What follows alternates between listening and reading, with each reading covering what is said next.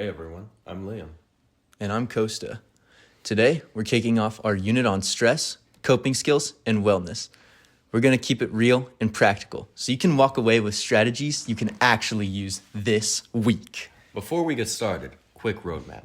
First, what stress is and where it comes from. Then, what stress does to your body and mind. After that, coping skills that actually work, and why resilience and optimism are not just buzzwords.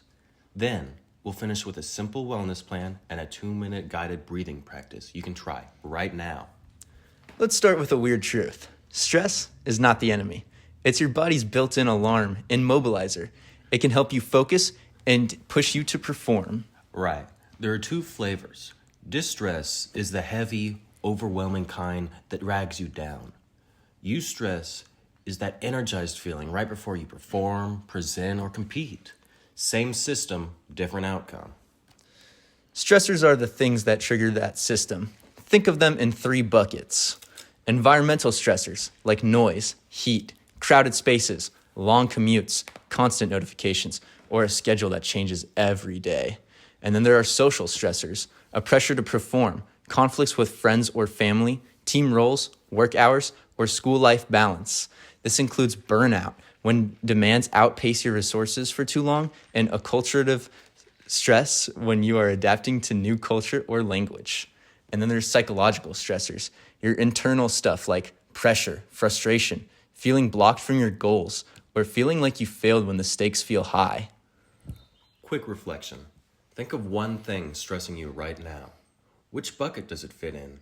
Environmental, social, or psychological? If it fits all 3, that's pretty normal. Your stress system has a pattern that shows up over time. It's called the general adaptation syndrome, and it has 3 stages. Stage 1 is alarm.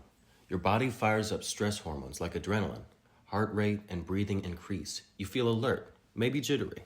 Stage 2 is resistance. You are still dealing with the stressor, so your body stays in higher gear. You are coping and pushing through. Stage 3 is exhaustion. If the stressor lasts too long and recovery is low, your resources get depleted. That's when you're feeling wiped out or even get sick.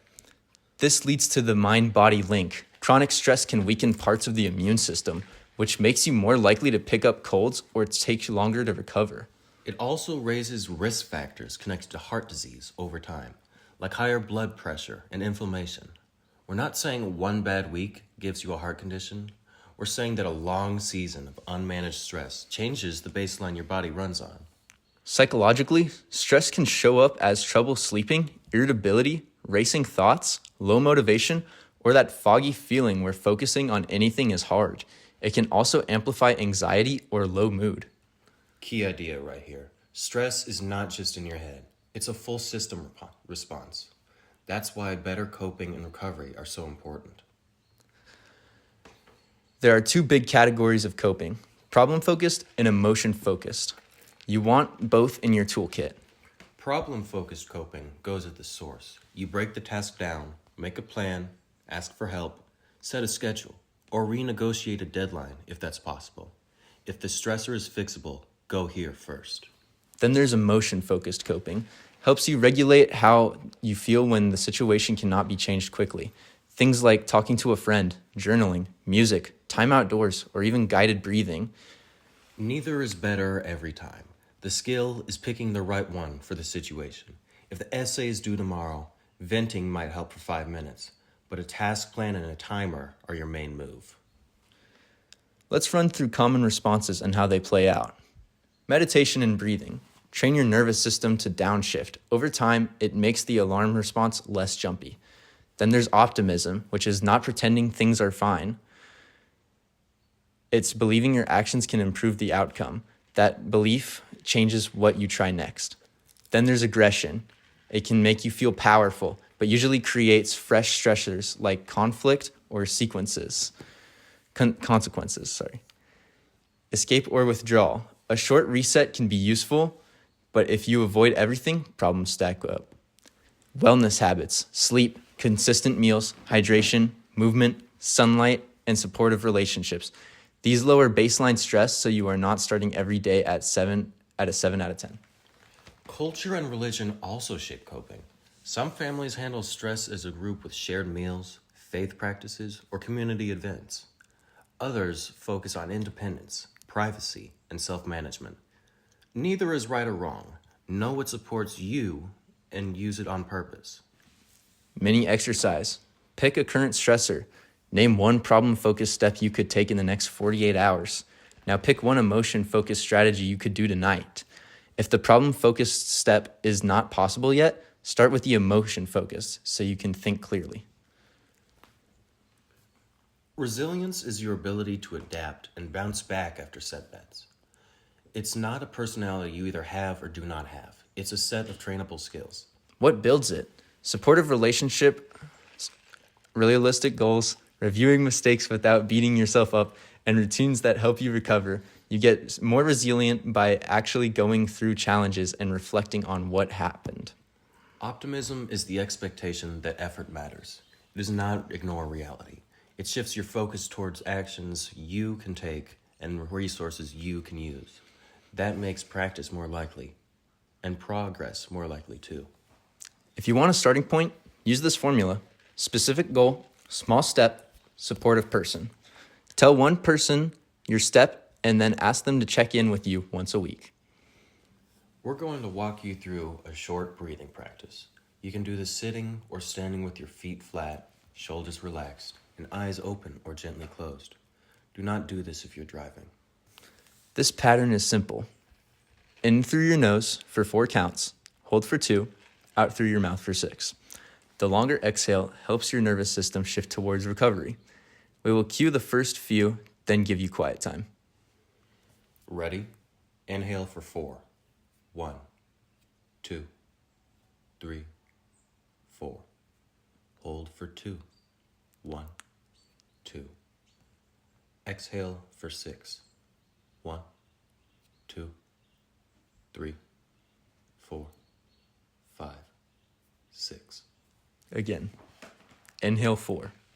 1, 2, 3, 4. Hold for 2. 1, 2. Exhale 6. 1, 2, 3, 4, 5, 6. Keep that rhythm on your own. In for 4, hold 2, out for 6. We'll give you about a minute.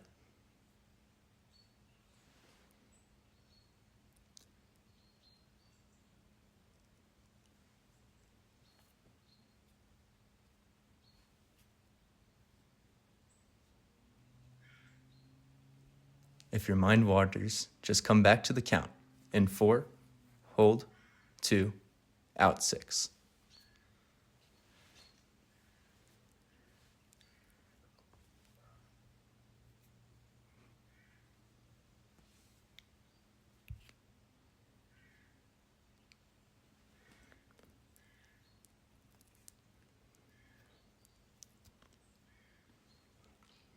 Last 3 cycles. In 4, hold 2, out 6. Twice more at your pace.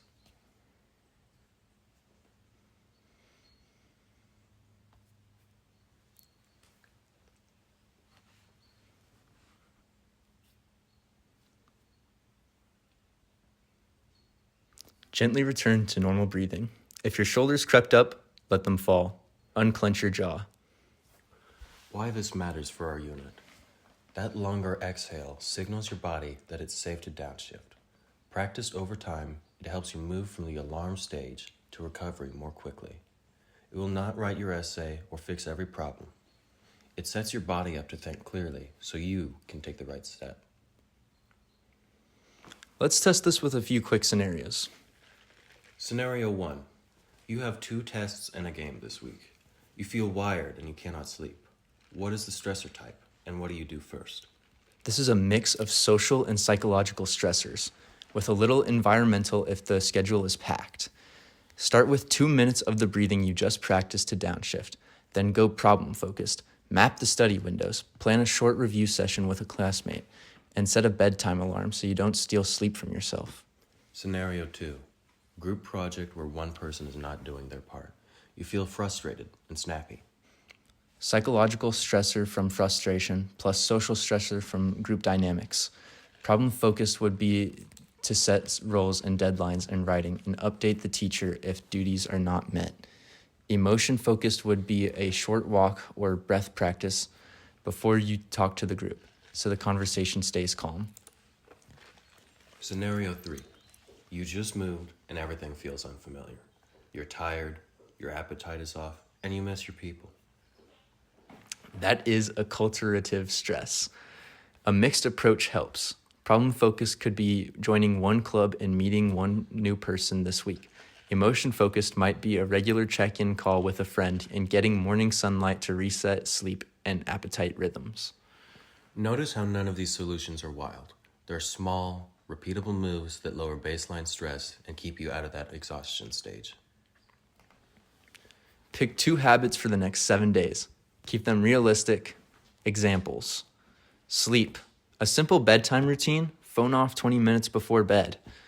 Movement. A 15-minute walk before school. Or body weight squats and a plank 3 times this week. Food and water. Real lunch with protein and a water bottle you can actually refill. Stress reset. That 2-minute breathing protocol once a day. Support. Text one person a day and tell them your 2 goals. Write these 2 down. Put them somewhere you will see them. If you want bonus points, stack them out as something you already do. Breathe for 2 minutes right after you brush your teeth, and walk right after your last class. If you fall off for a day, restart the next day. Consistency beats perfection. Today, we covered what stress is and why it exists, the 3 stressor buckets, and how the body moves through alarm, resistance, and exhaustion.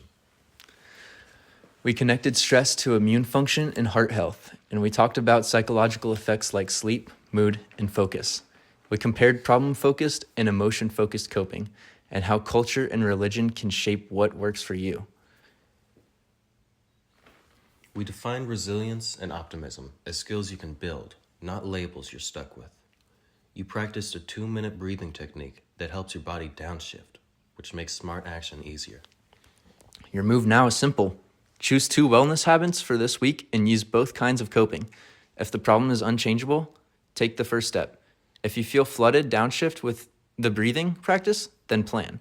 I'm Liam. And I'm Kosta. Thanks for listening, and take care of yourselves. Out.